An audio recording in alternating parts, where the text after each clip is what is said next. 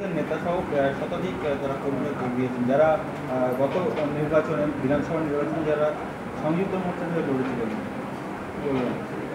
2021-এ ইন্ডিয়ান সেকুলার ফ্রন্ট, ইন্ডিয়ান ন্যাশনাল কংগ্রেস, লেফট ফ্রন্ট ঐক্যবদ্ধ লড়াই করেছিলাম। তারপরে গঙ্গা দিয়ে অনেক পানি গড়িয়ে গেছে, অনেক নির্বাচন হয়েছে, বিভিন্ন রাজনৈতিক দল বিভিন্নভাবে তাদের মতো লড়াই করেছে। ভাঙড়ের কংগ্রেসের যদি কেউ থেকে থাকে, তার যদি মনে হয় দলে গেলে ভালো হয়, যে দল একটা আপাতমস্তক দুর্নীতিগ্রস্ত দল, যদি কেউ দলে যাবে, আমি তাকে তো আটকাতে পারি না। তাদের অভিযোগ যে তারা সংযুক্ত মোর্চাকে ভোট দিয়ে জিতেছে এবং কোনোরকমভাবে আপনি কাজ করেননি, ভাঙড় কোনোরকমভাবে আপনার উন্নয়ন হয়নি, সেই জন্য তারা বার হয়ে তৃণমূলে। তাহলে কংগ্রেসই থাকতে পারতো তো। যদি তারা এই অভিযোগটাই করে তাহলে কংগ্রেসই থাকতে পারতো। আমার বিরুদ্ধে অভিযোগ আছে, আমি আপনাদের কি বলেছি, একটু অপেক্ষা করুন। আমার পিরিয়ড শেষ হওয়ার পূর্বেই আমি আমার এমএলএ ল্যাডের কোথায় কোথায় কী খরচ করেছি, অর্থাৎ এমএলএর বরাদ্দকৃত টাকা থেকে কোথায় কোথায় প্রজেক্ট করার কথা বলেছি, কী সম্পূর্ণ হয়েছে, সবটাই আমি চেষ্টা করব প্রথম খামে ভরে বাড়িতে পৌঁছানো। তার যদি না করতে পারি, ব্যানার করে করে বিভিন্ন বুথে বুথে মোড়ে মোড়ে টাঙিয়ে দেবো। এটা বলেছি তো আমি। দেখুন একটা কথা, ওইসব যারা বলছেন কংগ্রেসের লাস্ট কটা মিটিং কবে করেছে যদি জিজ্ঞাসা করেন, তারা হয়তো ঠিকভাবে বলতে পারবে না। সুতরাং ওই সম্পর্কে বলে সময় নষ্ট করবো না আমি। বলছে শওকত মোল্লা আজকে মঞ্চ থেকে আবারও হুঁশিয়ারি দিয়ে বললেন দুই ভাইয়ের ঘুম হারাম করে দেবেন। আমার সত্যি বলছি, গত রাত্রে খুব ভালো ঘুমিয়েছি, আজকে শরীর টায়ার্ড আছে। আমি ক্যানিং পশ্চিম গিয়েছিলাম, ভাঙড়ে বিভিন্ন জায়গায় গিয়েছি, এখনই ঘুম পেয়ে যাচ্ছে। শান্তির ঘুম আমরা ঘুমোচ্ছি।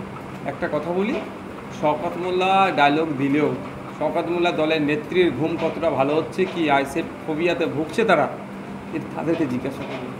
বলছে আপনারা 4 বছর ধরে ভাঙড়ের মানুষদেরকে ল্যাং মেরেছেন, 2026-এ আপনাদের ল্যাং মেরে দুই ভাইকে বাড়ি পাঠাবেন। দেখুন, ভাঙড়ের মানুষজন ভালো করে জানে নওশাদ সিদ্দিকী তাদের সাথে বেইমানি করেনি, তাদের আস্থাকে কোনোদিন নষ্ট করেনি। যদি আমি ল্যাং মারা কাকে বলে, যে ভাঙড়ের মানুষের ভোট নিলাম, দল চেঞ্জ করে দিলাম, সে কাজ আমি করেছি। আমার উপরে অত্যাচার, আমার উপরে 19টা মামলা, একাধিক ধারাই মামলা, একাধিক বার জেল খাটিয়েছে, তারপরেও ভাঙড়ের মানুষের আমি আস্থাকে নষ্ট করে নিত। ভাঙড়ের মানুষ বিশ্বাস করে আমাকে ভোট দিয়েছিল, শাসকের বিরুদ্ধে গিয়ে ভোট দিয়েছিল, তাদের ভোটকে আমি সম্মান এখনও জানিয়ে আসছি, শেষ দিন পর্যন্ত সম্মান জানাবো। ব্যাপারটা হচ্ছে শওকত মোল্লা সাহেব আতঙ্কে আছে, তো আতঙ্কে কি বলছে না বলছে ওনার আর হুঁশ নেই। মিমের রাজ্য সভাপতি ইমরান সোলাঙ্কি বলছে আইএসএফের মিটিং মিছিলের লোক হচ্ছে না, তাই তারা আসাদুদ্দিন ওয়াইসির ছবি এবং নাম পোস্টার ব্যবহার করছে, কি বলবেন? না, আমরা এরকম কোনো জায়গায় ওনার নাম ছবি ব্যবহার করিনি। উনি যথেষ্ট একজন ন্যাশনাল লেভেল লিডার, আমরা যথেষ্ট তাকে সম্মান দিই, আমরা ওই ধরনের কোনো ব্যবহার করি না। অবাঞ্ছিত মন্তব্য, হয়তো আক্রমণ ছাড়া কিছু না। তিনি এটাও বলছেন যে 26-এর নির্বাচনে আইএসএফ শক্ত ঘাঁটিতে তারা প্রার্থী দেবে এবং সমস্ত আসনেই তারা প্রার্থী দেবে, কি বলবেন? কে বারণ করেছে? ডেমোক্রেটিক কান্ট্রি, যেখানে ইচ্ছা যার ইচ্ছা প্রার্থী দেবে, এটা তো ডেমোক্রেসি। আমি তার টুটি টিপে ধরবো নাকি, এই কেন দিচ্ছ? এই 21শে বিধানসভায় জোট হয়নি বলে কি তাহলে কি মিমের সাথেই কাদা ছোড়াছুড়ি করছে? না, আমরা ছুড়িয়ে নিই, কে ছুটছে বলতে পারবো না। বলছি আজকে শওকত মোল্লা বলছে যে আমাকে চোর বলছে, আর তার আজকে বলছে তাকে আপনারা চোর বলাচ্ছেন নাকি লোককে ভাড়া করে? কাজ খুঁজে পাইনি। গত 2 তারিখে তো আমাকে বলছে লোক ভাড়া করে, এই ভাড়া করার টাকাই আমার কাছে নেই, দিতে পারেন না। যদি কেউ কিছু পার্টি ফান্ডে টাকা পয়সা দেয়, পার্টি চালাতে অনেক কষ্ট হচ্ছে, ভাড়া করতে গেলে টাকা লাগে। দ্বিতীয় কথা হচ্ছে, বিধানসভার মধ্যে অতবার চোর চোর শুনে মন শান্ত হলো না, কেন বলতে যাব? আর লোক ভাড়া দিয়ে আমি তো বলছি, আমি ডাইরেক্ট বলছি, তৃণমূল কংগ্রেস আপাতমস্তকরা দুর্নীতিগ্রস্ত দল, চোরেদের দল। এই তৃণমূল কংগ্রেস চাকরি চুরি করেছে, রেশন চুরি করেছে, মিড ডে মিলের চাল চুরি করেছে, মাদ্রাসা উন্নয়নের টাকা চুরি করেছে।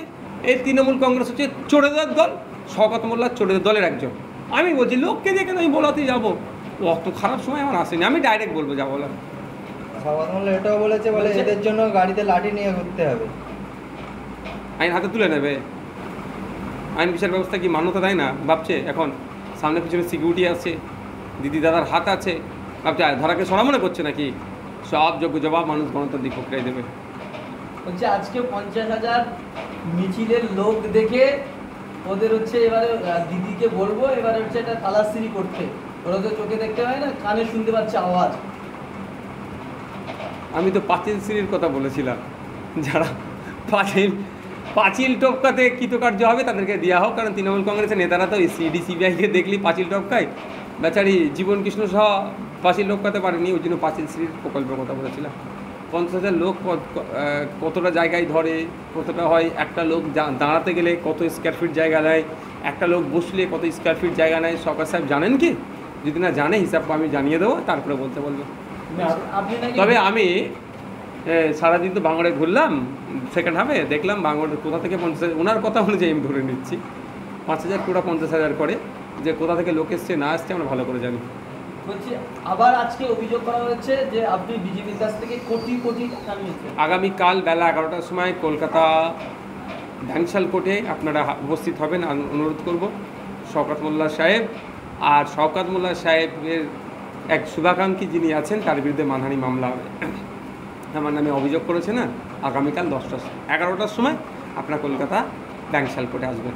তিনি আরও বলেছেন যে আব্বাস সিদ্দিক অর্থাৎ আপনার বড় ভাই, তিনি যেখানেই দাঁড়াবেন মমতা বন্দ্যোপাধ্যায়কে তিনি বলছেন যে আমাকে সেখানে দাঁড় করানো হোক, জামানত জব্দ করার হুঁশিয়ারি দিয়েছেন। তো মমতা ব্যানার্জির সাথে আগে কনফার্মেশনটা নিয়ে নিন, লিখিত নিতে বলুন, তারপরে কোথাও দাঁড় কথায় দেখিয়ে দেবো। আর বিচার গেল আচ্ছা মুড নেই খবর একটা, সত্যি আর জোশ নেই। ভাই প্রচুর কষ্ট।